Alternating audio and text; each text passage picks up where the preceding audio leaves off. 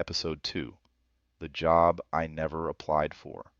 What happens when the voice in your head isn't really yours? Have you ever talked yourself out of something and only realized years later that it wasn't really you doing the talking? I have.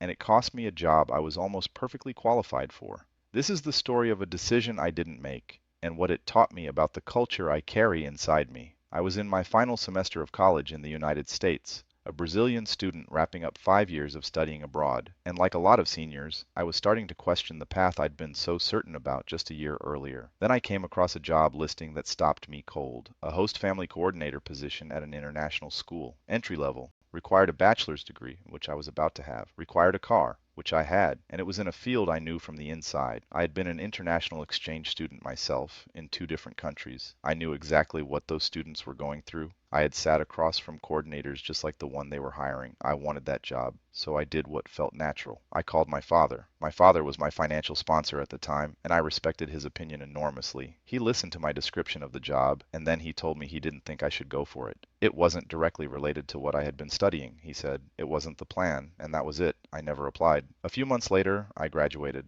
I returned to Brazil, and almost immediately I felt what some people call reverse culture shock. That disorienting sense of no longer quite belonging to the place you grew up in, while the place you came to feel at home has slipped out of reach. And then I remembered the job. I went back to the school's website. The position was still open. I sent my application the same day. Full package, cover letter, everything. They replied the next morning. They were, in their words, extremely impressed with my profile and background. They would love to have me come in for an interview. And then I told them I was no longer in the country, that I would have to fly back, that my student visa was expiring within the month. The tone of the emails changed immediately. They couldn't sponsor a work visa. They wished me well. And that was that. For a long time, I just thought I had made a mistake. A bad call. Maybe I was too passive, too cautious, too deferential. But years later, when I started studying intercultural communication, I realized something more interesting. I hadn't made a bad decision. I had made a Brazilian decision. I had done exactly what my upbringing had trained me to do. And I hadn't even noticed. Brazil scores relatively high on power distance. It is a culture where family hierarchy carries real weight, where elders are consulted on major decisions, and where deferring to a parent, especially one who is supporting you financially, is not just normal. It is expected. It is respectful.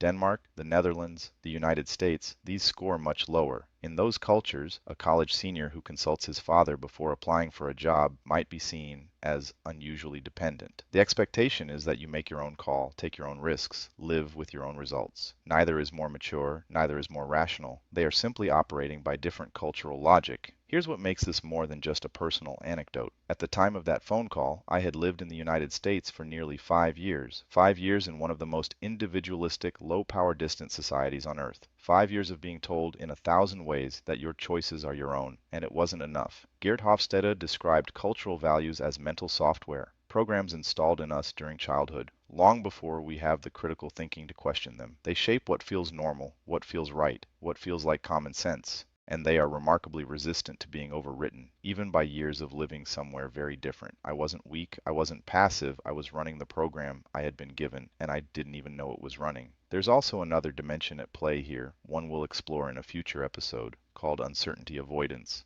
The hesitation to abandon a familiar plan for an unexpected opportunity, that was part of this too. But that's a story for another time. I eventually did build a career in international education, just not that way and not then, and I don't tell this story to blame my father, or my culture, or myself. I tell it because understanding why we do what we do, even the things we later regret, is the first step toward choosing more consciously next time. That is what these dimensions are for, not to judge, to understand. Next time, we stay inside high context culture, but go somewhere more uncomfortable. Lying, indirectness, and the art of saying one thing while meaning another. Why what sounds dishonest in one culture is simply good manners in another. See you then.